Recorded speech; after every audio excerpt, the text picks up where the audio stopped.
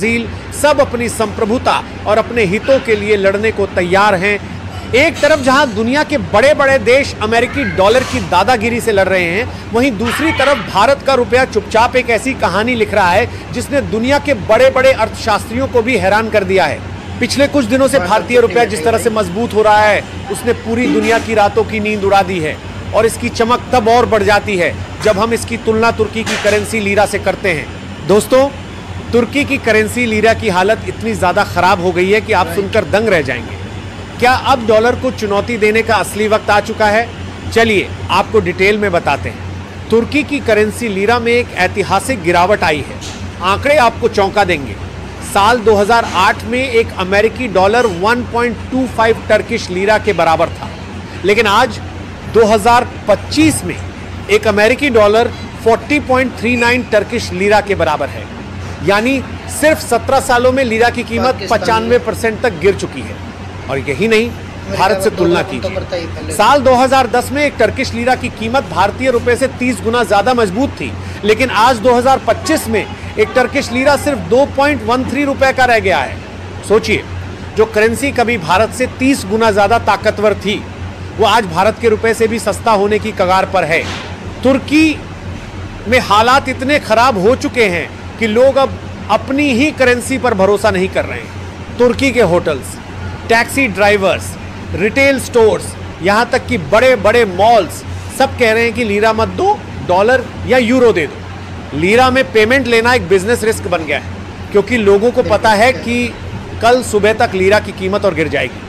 अब सवाल उठता है कि आखिर तुर्की की यह हालत हुई कैसे? इसका सबसे बड़ा कारण है वहां के राष्ट्रपति एर्दोगन। साल 2003 में जब वह सत्ता में आए तो उन्होंने धीरे धीरे सारी ताकत अपने हाथों में केंद्रित कर ली। उन्होंने पार्लियामेंट्री सिस्टम को हटाकर राष्ट्रपति सिस्टम लागू किया और आज तुर्की में सिर्फ एक ही नाम चलता है, एर्दोगन। लेकिन इस तानाशाही की कीमत तुर्की की अर्थव्यवस्था ने चुकाई है। तुर्की की जीडीपी ग्रोथ 2023 से 25 में सिर्फ 1.5% प्रतिवर्ष रह गई है। महंगाई दर 35% के ऊपर चली गई है। देश का विदेशी मुद्रा भंडार फॉरेक्स रिजर्व लगातार घट। यही वजह है कि लोग अब अपनी बचत भी डॉलर या यूरो में कर रहे हैं, क्योंकि लीरा में पैसा रखने का मतलब है अपनी दौलत को आधा होते देखना। चलिए अब जानते हैं कि इस तूफान के बीच भारत की करेंसी कहां खड़ी है। हमारा रुपया भले ही अमेरिकी डॉलर के मुकाबले थोड़ा ऊपर नीचे होता हो, लेकिन उसका ग्राफ स्थिर और नियंत्रित है। भारत की महंगाई दर सिर्फ 2.1% है। हमारी जीडीपी ग्रोथ रेट 6 से 7% के आसपास है, जो दुनिया में सबसे तेज है। और सबसे बड़ी बात, देश के लोगों का अपनी करेंसी में भरोसा मजबूत है। यही कारण है कि आज तुर्की जैसे देश भी व्यापार के लिए भारतीय रुपए को प्राथमिकता दे रहे हैं। अब तुर्की के पास सिर्फ दो ही रास्ते हैं, या तो वो पाकिस्तान की तरह आईएमएफ जैसी संस्थाओं से भारी कर्ज लेकर और बर्बाद हो जाए, या फिर एर्दोगन को सत्ता से हटाकर देश में एक नई आर्थिक लीडरशिप लाई जाए। लेकिन दोनों ही रास्ते आसान नहीं हैं। और अब आखिरी और सबसे बड़ा सवाल, क्या लीरा भारतीय रुपए से भी नीचे गिर जाएगा? इसका जवाब बहुत सरल है।